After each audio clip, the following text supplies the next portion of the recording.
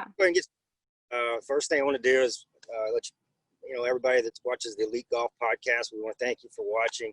And we have another special guest on today, Ashley Huizing, and she's an LPGA golf professional, has a great story to tell about her golf journey, her life, and her lifestyle, fitness and her lifestyle. And from there, I'll go ahead and just turn it over to you and run with it. Oh, perfect. Well, thank you. Okay, so one small correction. I'm a PGA professional, not LPGA, but I am signing up for the program so I can be a dual member. So that's very exciting for me. But yeah, my name's Ashley. I started in the industry at, 15. My first job was picking golf balls off the range and scrubbing clubs.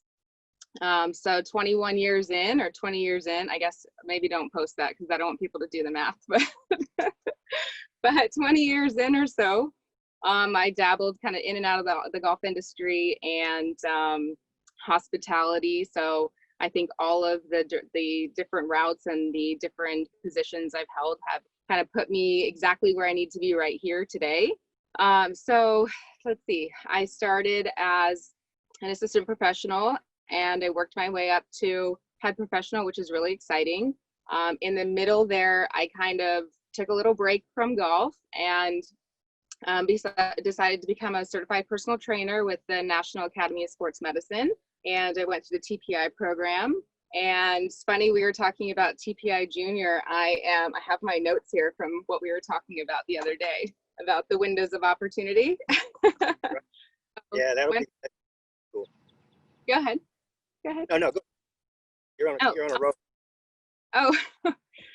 So went through TPI and was recruited back to the club that I had previously left as an assistant pro for the head pro position. So I'm extremely fortunate that kind of unraveled that way. And I had some great advocates and, surrounded by a community that, supported me. And so I will forever hold the title for first woman head professional and golf operations manager at a very traditional high-end private club. So I'm really excited about that and I'm really proud about that. And so now moving forward, after I've kind of made a little pivot in my career, I live in an RV and I am traveling around the country. So yeah, it's quite a pivot, I would say.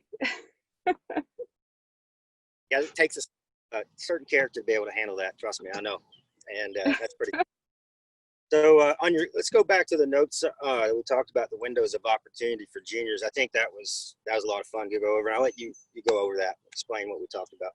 Oh, absolutely. So we had kind of randomly started talking about fitness and junior development and, windows of opportunity, when to train and when to really push power and strength and, all of the different factors of building a great overall athlete. And so the overall athlete comes from not necessarily specializing in one sport, but really trying to push the body into kicking, striking, jogging, marching, and building all of that coordination, stability, power, and strength. And so what we were talking about is, when do you push? So when are those windows of opportunity? And for me, I have my notes. It says, when they are growing fast, you train fast. Okay, so for boys, first window is between 6 and 9 years old. And then the second window is between 13 and 16. And for girls, the first window is from 4 to 7, and the second window is from 11 to 13. So we do need to understand that we don't train boys and girls at the same time. We really train them based on their developmental age, not necessarily their chronological age, but where they are physically and what their capabilities are. Yeah, so another thing with that too is when you start them, that's where you see a lot of the gymnasts. I think people can relate with training when you see, Olympic level gymnasts and when they started. And on both sides. I mean, I know it's a different sport and all that, but it's relatable. People can, because in golf, I think people wait too long. I think the juniors wait way too long. I'm just saying what I see. They wait too long, and by the time they start training, when they get, say, into high school or whatever, they've missed some of that opportunity. And then it's like I always try to tell the juniors that if you're trying to play college golf, don't wait till you get to college to start training like a college player. And the same thing if you're going to college and you don't wait to try to get on the tour and train like a tour player. You know, and you so hitting those windows like we talked about, I think it's crucial. I mean, getting them started, body weight training, band training, whatever you want to do. I don't really put weights on them until they go lower where their body can handle it. You know, you've already developed posture skills and alignments and coordination. And once those things happen, then you can start to apply some weight to it and slowly develop. And then it gets a little more complex as they become a better athlete. Like you said, when they're hitting that big growth, speed growth, you know, where they're just going at it. So definitely. And you know what? I think we talked about it too. And I know 100% my background in different sports that I've played has really significantly impacted my ability to play golf. And that was from, gosh, a toddler doing gymnastics to dance to baseball, played little league, coach pitch all the way, T-ball all the way to little league. And so on top of that, also playing volleyball for 10 years. And so everything I learned from playing all of those different sports has really helped me to build the stability and coordination that you really need in golf, and power as well. So I completely agree. I was just so fascinated by our conversation about that the other day. Yeah, yeah, it was. I love talking about that too. The biomechanics, the fitness, and they're really two different things in a way, connected, but they're not the same. But you know, just coordination. If you can, I think that's probably one of the biggest things that I see. Just overall coordination, the patterns that players have. They don't, you know. Of course, you know about kinetic linking, kinematic sequencing, whatever you want to call it. It's just getting your body coordinated to flow and have power without a lot of effort putting out. And then that goes back into your fitness. Well, to be able to do that, you need to be able to stretch it well. You need to be able to make the muscles longer in some areas. In some areas, you want to make them shorter. And the coordination, that's why I like the Tai Chi so much, is because it's you're doing so many different things. We do a revised version of it for golf, but it really makes you get silkier in your swing. And actually, they call it silk reeling in Tai Chi that you practice. And it really helps you use your whole body as one unit. And it just becomes, you know, there's a word in there called Huizing. That's just whipping energy. That's the Tai Chi. You work your way up to that. That's where you would get into like the board breaking and stuff like that, where you can truly have a whip at the end of the hit. So, so yeah. And then, you know, you got your balance and your strength, and then your flexibility that work around it. Some people like Jesse, my partner here at the golf academy, or at the Champion Circle, he's really just he did a lot of bodybuilding. Just really, he's more tight, you know. And I'm kind of the totally opposite. I'm just really flexible, and so I do better whenever I tighten up, and he does better when he loosens up. So it's just it's different for the player, you know. Definitely. I mean, it's all about reading and understanding the limitations in your body and being able to identify them and try and work on them so that you can create more power, create more turn, create more, so you can obviously get some more distance. So, you know, one of the things on my trip last year is one of the incredible guys I got to meet and interview was Mike Moleska. And Mike Moleska is, I mean, everybody knows who Mike Moleska is. He is an incredible instructor. He works with tour players, and he can really break down. He's probably one of the first pros who really started talking about physical fitness relating to the golf swing. And, you know, we always talk about it just like, you know, someone who's going to go and play basketball or who's going to go and play, softball. I don't know how many hamstrings I've pulled, but a million probably. And so you don't just grab the baseball, grab the basketball, grab the football, and run out on the court and start, or run out on the field and start, right? Same thing with golf. So the idea that you can just run from your office, which I have been very guilty of quite a few times, or running from the parking lot, you know, shame on you, because you're doing the first 3 holes a disservice. Let's be honest. It takes about 3 or so to warm up. And so unless you're able to, I don't know, make some long putts and figure it out in the first couple holes, I'm not. But so for me, I have to stretch. I have to warm up. and I want all 18 holes to be the best that I can be. And so giving yourself that extra 10 minutes to stretch, or so for you, tighten up, or for your partner to loosen up, or whatever your actual body needs, that's what you should give yourself to be able to go out there and play your best round. I agree 100%. And you see, it's a different game than it used to be. I think this is my 27th year, teaching, and you see it evolve and change to where it is now. Currently, that the players used to just go bang balls, and that's how they warmed up. They just go bang them. That's just not how it's going down anymore on any of the tours. They're really the best ones. They're warm. They're in the gym before the round. They don't hit. To me, I don't think they hit near as many golf balls they used to hit, which is a good thing. They spend a lot more time in the short game, and then they're in such good physical condition, and their lifestyle, probably their diet, and what they eat as well for the players, I think is very important as well. But sustaining that energy the entire day and not getting up and down, and there's a lot that goes into that. Maybe we can talk about that in a little bit as well. Sustaining your energy just with what you eat through a round is your blood sugar changes. You are not going to play the same. If it drops down lower, gets too high, you're not going to be performing at the best you can perform at. And I as a type 1 diabetic, and I've seen the difficulties it is, trying to manage that. And so, and same things with people that aren't diabetics, their blood sugar goes up and down.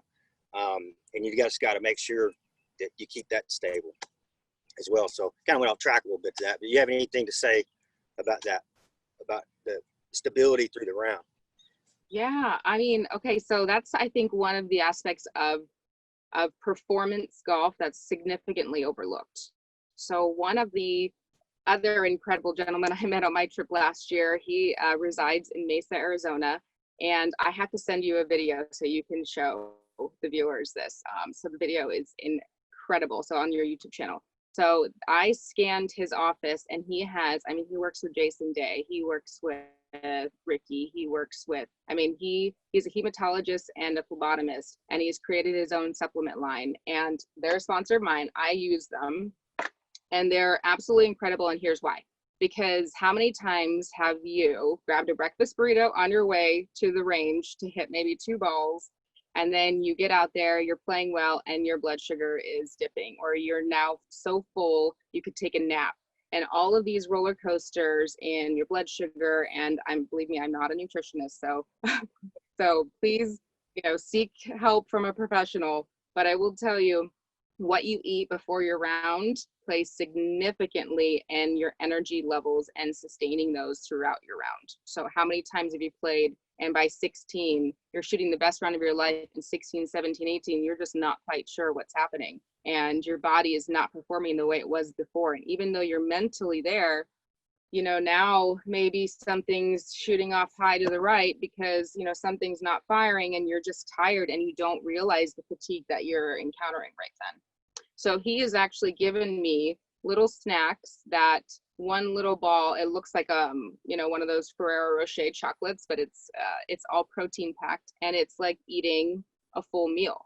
And all of these tour players are eating them, and there's little hydration packs that's like drinking 6 bottles of water, and it's all the right sodiums that your body needs to absorb. So not to completely plug him, but I will say there is a significant part of performance golf that comes from nutrition. And not only that, it's laughable to me that someone would go out and, a member or a golfer would go out and pay $150 from from an instructor who is teaching 10 tour players, but they won't sit down for a free seminar about nutrition who is working with 100 tour players, LPGA and PGA. So that's been what's crazy to me, is that now we've actually, kind of started really looking at physical fitness and relation to your golf performance, but let's now talk about nutrition. Sorry, I went on a rant there. Yeah. It's so fascinating. I'm sorry. You got your classic beer drinkers, especially where I am here in Texas.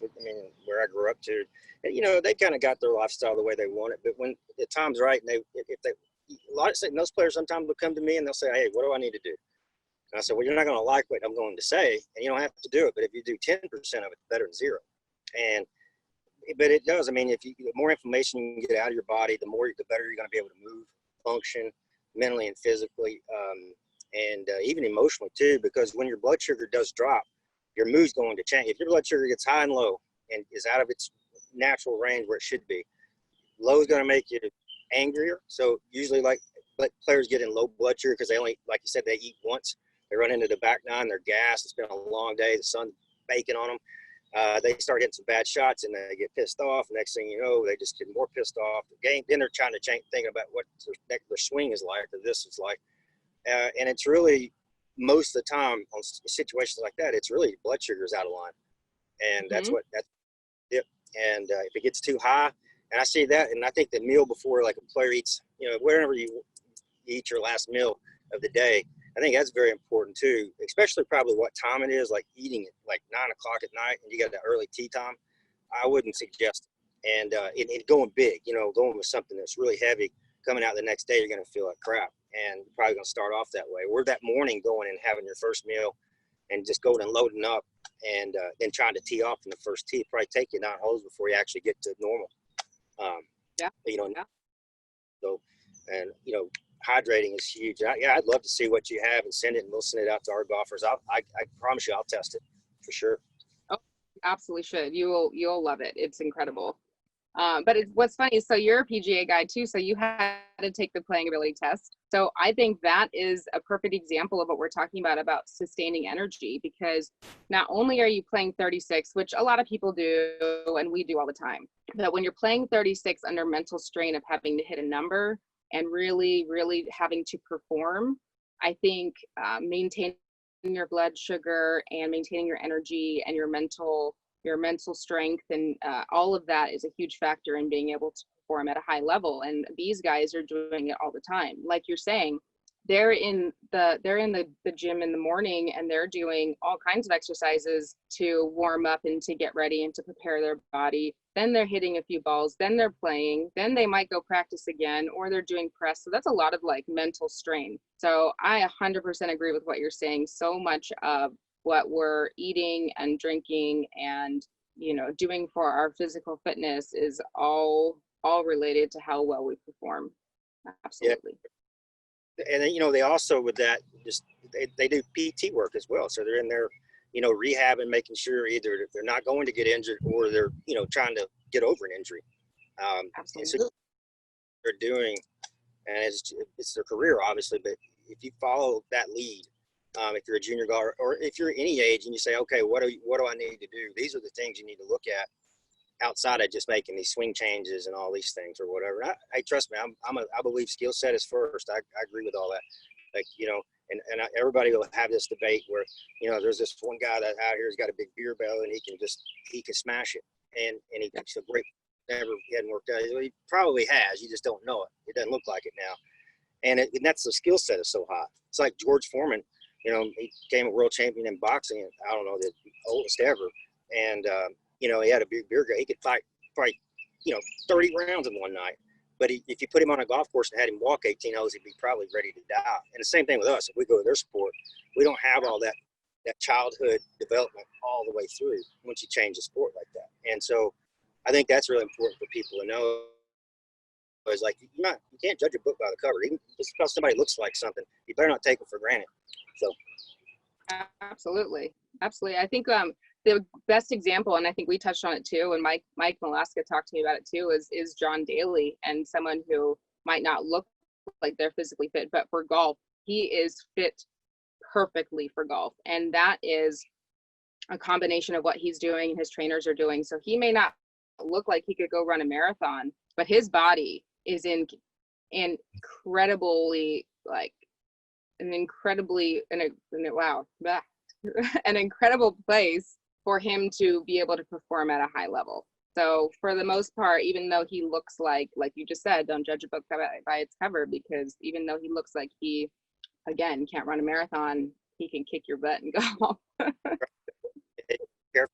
Somebody that's lean, I remember working with a elite athlete there in Nashville. He played for the Tennessee Titans, and when I first, I thought and this guy could jump over my head standing still. I mean, he's gonna hit it 500 yards, you know. And this was way back. And he gets up there, and I swear he's hitting it. I thought he was messing around. He was hitting the 7-iron warming up, but I thought he was just playing around. And really, that was his swing. The ball was going about 50 yards, and I missed the boat on that one, you know. And didn't move. He didn't grow up. He grew up playing, you know. He's a wide receiver, and he has cutting and things like that. But you know, most of his life was sprinting and going, and not swinging around like we do. You know, we play golf. We spend our whole life going sideways, you know, this way. And there's a big take a cyclist. You know, when I teach, because when I first started teaching in Austin, I worked with a lot of cyclists, and every one of them, and same thing. You're incredible, insane cardio condition and muscular condition as well, endurance. And so, you know, but they spend their whole life, they're just like pistons, like this. And you know, then you watch them swing, and they just go. It's like they're rocking in a boat. You know, they're going to fall out of a canoe. And it took me a while to learn. They all had this pretty much the same move, and they really usually weren't that great. They weren't very good golfers in general. And but it's like us. If you put somebody like me that's got hypermobile hips, then you put me on a bicycle, you ought to see it look like a giraffe. You know, it's the worst thing you've ever seen. So it's just how we're built with that, you know. Yeah. And absolutely.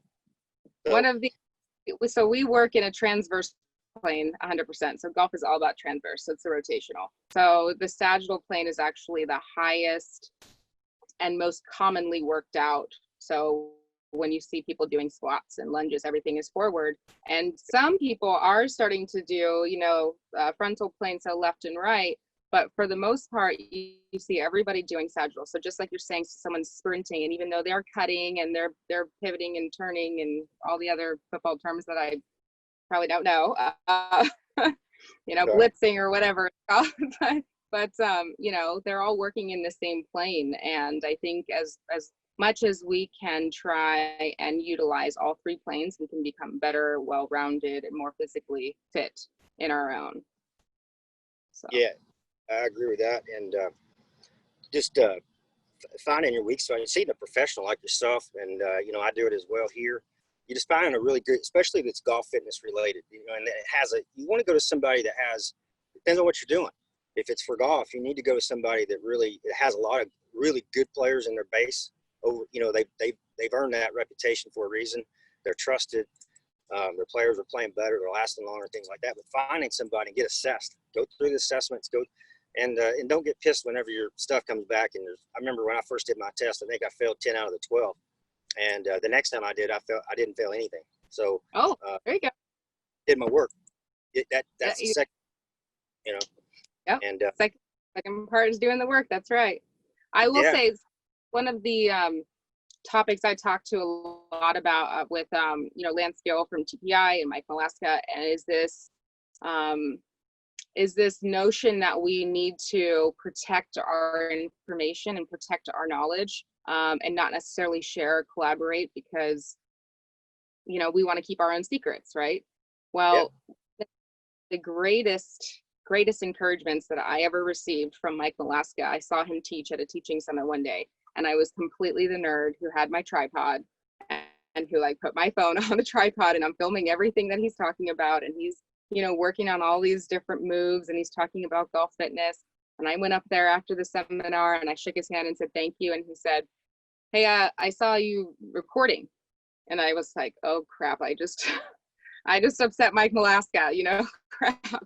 So he goes, no, I love that you're doing it. He said, you know, when I used to go to seminars, the instructors and my professors in school and everybody used to say, you know, turn your recorders off, turn your phones off, you know. He's like, back in the day, you know, it's like a recorder, so not a phone. But he said, you know, everyone wanted to protect their knowledge. And I think that the more that we collaborate, the more that we're open about what we're finding works and what doesn't work, the more we're doing a service for our students and for golfers and for the game of golf itself. And that includes collaborating with your fitness instructors and your fitness professionals. So, you know, hey, if you have someone who has a bum shoulder or issues, you know, getting on his right side, why not say, hey, I have, you know, a buddy or a friend or a fitness professional who I think could really help you. Why can't, you know, I'll give you his number if you would like to go and see him. And guess what? He's going to do the same exact thing for you. He's going to say, man, you're really athletic. You play golf? Oh, you do play golf. You know what? I have a buddy who teaches, and he is awesome. He's helped me lower my my handicap to, single digit. So here's his number. And we trade and we collaborate and we work together. And the cooperation there is how we move forward in growing the game and helping people reach their most efficient golf swings and to have the best time out there. Because that's what we want to do. So. Yeah, absolutely. And I think another thing to touch on is finding another hobby besides just, sometimes people get locked into golf, especially the really high level juniors. That's all they do. And they don't play the crossover sports, but I'd say pick what you want or whatever. I mean, soccer's always been pretty good. Hockey's the best, in my opinion, crossover sport, but don't get a lot of that around. But it just, playing something, to have something off, to take it away from you, to take it off your mind a little bit is a good thing, because you'll just start stressing out because you'll get tired at some of it, tired of the same thing over and over sometimes, and you just need a break, whether you go fishing or whether you go hiking or whether you go, whatever you do, just to be able to get away from it. If you're a really serious player and not just going, I'm just going to train all the time, all day long and crazy, you'll burn out. I mean, the odds of you burning out are very good. The odds of getting injured are very good. And neither one of those end up working out very well. Oh, no, I agree. I mean, we talked about, so I played college golf for a while. And at that point, I was probably 20, maybe 21. I just moved here to California and I played for a year and a half. And I was so burned out from working full-time, golf full-time, and school full-time that I put my clubs away. And I didn't play more than one round a year for 5 years. And that's when, I would play in one event that was my friend's birthday event, and there were about 100 players that would play in it. And the best shots on the golf course were served chilled with lime and salt. Yep. And nobody cared how they played. It was shots of tequila, great music, and just good fun with friends. And that very event, 5 years in a row, was a thing that brought me back to golf. So that burnout can come from, physical limitations. It can come from, psychological, limitations, like maybe you just can't get off the tee on number one. I mean, who knows? But I will say, being able to enjoy golf and to put down the stressors and to just be comfortable and have a good time out there is really how we grow the game of golf, and is really the important part of what we do. Absolutely, especially you as an instructor. I mean, that's very similar. Like, it's gotten less every year that I've played because of the fact that I've got 2 different academies and they're going here and there, and it's you get done at the end of the day. I love golf as much as anybody, I believe, on the planet. And there's days where I'd rather go fly a kite than go out there and try to play 9 holes. And that's when when you need to take a break from all that eventually, but and take a little vacation, but. It's so stressful sometimes, even when you're already in it. That's why you see a lot of golf pros even that don't play a lot anymore, because they're working all these hours in the shop. They're trying to teach. They're trying to do all this. Then they might have their life at home or whatever that is. And it's just like, man, it can wear you out over time. And if you're playing though, if I was out, I'd be the one playing all the time. Just, if I was out of it. But you kind of run out of daylight at some points when you're teaching all the thing. But I love it as much as I ever have, but it's even, like you said, everybody gets stressed. You've been teaching all day, and you know exactly what I'm talking about. And you're just usually cooked from the, could be the sun, could be the weather, it could be whatever. It could just be mental, that you've seen enough for the day, and it's time to do something. Grab a fishing rod. So, what is funny is I was listening to your podcast with, Kelly O'Donnell. Yeah, Kelly. Yeah, so over at Wolf Dancer, right? That's correct. Okay. So I was listening to the podcast, which that was super entertaining. I loved it. But one of the reasons why I went on the trip last year was to see kind of what else there was out there for golf. So I basically lived the majority of my adult life in Southern California and Phoenix. And I know a lot of desert golf, but I really wanted to experience a little bit more of what the country had to offer. And one of my favorite places that we visited last year was in absolutely the middle of nowhere, South Dakota, called Sutton Bay. And it completely reminded me of what Kelly was talking about at Wolf Dancer, where you guys are throwing axes and fishing. And I mean, we went shooting and we had these decadent, incredible dinners. We were drinking wine, playing cards by the fire. I mean, so much more about a golf trip are the little things that you're doing outside of just the golf. The golf is always great. It's the highlight. But that one trip, skeet shooting, Yeah. you know, all the other things that you're just talking about. I would have fished, but it was literally 38 degrees when we were playing golf and it was so cold. But, you know, it was such a good time. And so I can't agree with you more with just finding other hobbies and being able to utilize your time to where you're doing what you're doing at the most passionate level you can. And if it's not golf at the time, it could be fishing, or it could be shooting, or it could be axe throwing. Who knows? Yeah. I've got the axe over here. We're on top of. Yeah, oh yeah. We shoot the bow and arrow back here, and then we throw axes and all that. We have probably too much fun. And then you get to hit range balls. So, but yeah, this is where I do all the teaching at right here. Next year, this will have a building on it, indoor outdoor, and so it's pretty cool. Get up. It's a fun little cave to have. I'll put it that way. Wow, that's exciting. Well, when I come through that area, I'll have to come and check it out. Come on. We'll throw some and shoot some bows. And over here too. There's good bass over here in this little pond behind me. But so yeah, anytime you need to come, whether I'm in Austin or Fort Worth, you're always welcome. We'll have a good time, play some golf and do whatever. Thank you. I appreciate that. But anything else you want to talk about today? Oh gosh.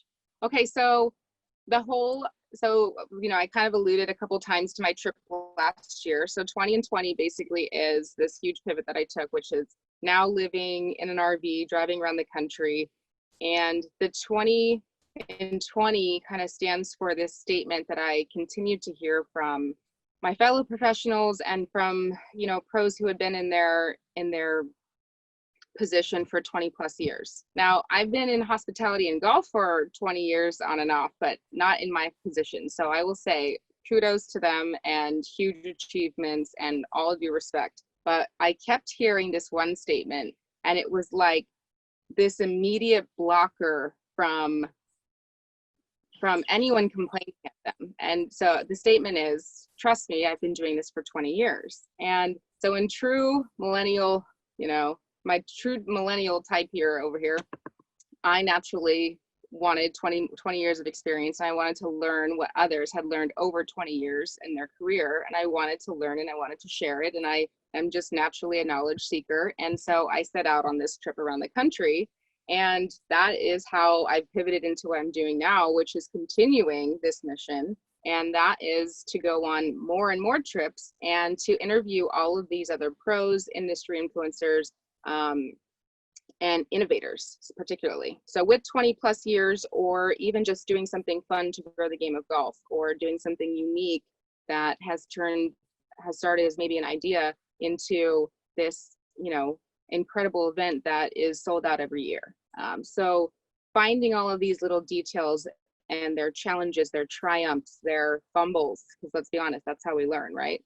All of these, or bogeys, call them bogeys, but you know, there are so many opportunities to collaborate and to learn from people and to share what they're doing that, again, goes toward cooperating and collaboration and doing this for the game, not just for ourselves. And so 20 and 20 is my journey. It's 20 years of knowledge, gathering 20 years of knowledge in 20 days. But truly the superstars are all of those who are sharing their stories with me and allowing me to share them with everybody else. So just like, you know, I said, coming through your town, I will absolutely come and visit you. We can talk more about golf, and I'd love to have you and do some podcasting with you as well when I'm in town.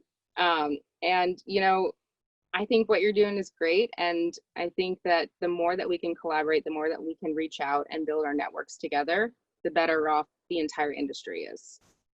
Yeah, I agree. You know, that's the one thing with this podcast that, you know, younger in my career, you know, because you make mistakes even currently, but I'm just saying you hopefully make less.